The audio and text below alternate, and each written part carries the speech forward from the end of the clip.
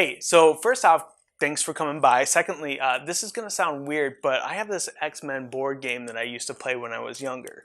Now, it features 18 different collectible X-Men figures, and I thought I'd recruit a few to help me teach you the very basics of prospecting so that you can get the most out of your efforts when it comes to winning clients for your business. So let's pick out a few, shall we?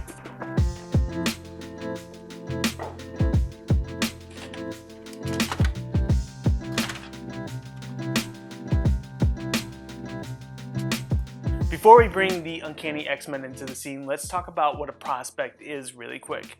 A prospect is someone that is regarded to as a potential customer or client. Now, prospecting itself is the act of identifying and finding potential clients, aka prospects. You might be wondering how to identify if someone's a prospect or not. And that is where prospecting is a true skill. The more you do it, the better you get at it. The more that you interact with someone that fits the persona of your ideal client, the more you're able to identify where they are in the journey to working with you based on certain triggers and conversation. However, I do want to share with you some baseline knowledge that will help get you started. And this is where the X-Men come into play, along with a paper replica I created of the AIDA model of the sales funnel. This model represents the stages someone goes through on their way to making a decision to work with you. Those stages are awareness, interest, desire, and action. To break down what those mean, let's take Wolverine on a journey through each stage. When Wolverine is in the awareness stage of the sales funnel, it means that he is aware of the particular need or pain point that he has for himself or his business. In relevance to you, it means that he knows of your services and what you provide. Now, when Wolverine is in the interest stage, it means that he is interested in learning more about his particular need or pain point. He's trying to find ways to get the outcome he wants for himself or his business. It could also mean that he's interested in learning more about what it is you can do for him. When Wolverine is in the desire stage, it means that he is switching from learning about something to wanting it. He wants to figure out how he can relieve different pain points or overcome the obstacles to reach his goals. He wants to find someone to help. In your world, it means that he may want to work with you.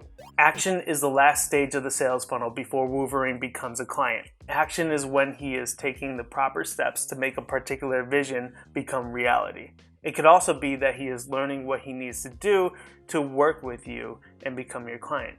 The question lies, in what stage is Wolverine considered a prospect? Typically, it's when he is somewhere in between the desire and action stage. Now, your job as Professor X, or in this case, Prospector X, is to find your Wolverine wherever he is in the decision journey and guide him down the path to become your client. You might be thinking that it's in your best interest to find your Wolverine somewhere towards the end of the funnel because it will take less time and effort to win his business, but that's not necessarily true. There are strengths and obstacles to both sides of the funnel. Let me show you really quick. If you find Wolverine in the awareness and interest stages of the sales funnel, then you will have a lot of work ahead of you. You will have to spend the time educating and helping Wolverine. You'll have to stay in front of him and in the forefront of his mind by contacting him and reaching out often. However, by doing this, your relationship will grow and strengthen as you guide him to take action. This will encourage him to work with you when it's time for him to make a decision. On the flip side, if you find Wolverine in the desire and action stages, he will already be aware and interested in the outcomes you can help produce, which takes away some of the heavy lifting of those early stages. But the chances of Wolverine getting to that point without the help of someone else are very slim.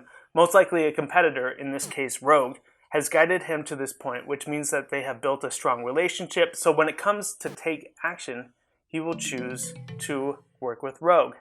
Your conversations with Wolverine will most likely be less about educating and helping and more about convincing him on why he should choose you over someone else. It's a very uphill battle. Like I said, there are challenges to both sides of the sales funnel, and that's why it's very important to be able to identify those stages and diagnose where someone is within the sales funnel. So we just talked about what a prospect is, how to identify a prospect, and the process of prospecting. So the last piece to this is, how do you approach prospecting? To start, you want to be very intentional with who you reach out to. I never suggest going in cold. I suggest going in targeted cold at least. Cold means that you don't know them, they don't know you. Targeted cold means that you know who they are and they don't know you. The difference is that you're picking someone that fits the persona of your ideal client. When you have an idea of who you want to reach out to, the next move is to spark conversation with them. You can connect with them via email, direct message on social media, or by phone. Personally, I like to start things off by email or direct messaging on social media platforms. This way, when I get someone on the phone, I can reference that message, and then that warms up the conversation a little further. Now, the content within these messages should be centered around generating awareness and interest for the person that you're chatting with. You also want to be very clear about the action that they need to take to work with you as well. That way, when they do become interested and want to work with you, they know how to work with you. If there's one thing I want you to take away from this video, it's this statement right here. Prospecting isn't about asking someone to work with you. It's about giving them a reason to work with you. Everything starts with the give. If you want to learn more about the process of prospecting, then definitely subscribe to this channel, because the next time we meet, I'll be chatting about ways to improve your prospecting skills. Till then, definitely check out some of the videos that I have on this channel, and let me know in the comments below who your favorite X-Men is. Bye.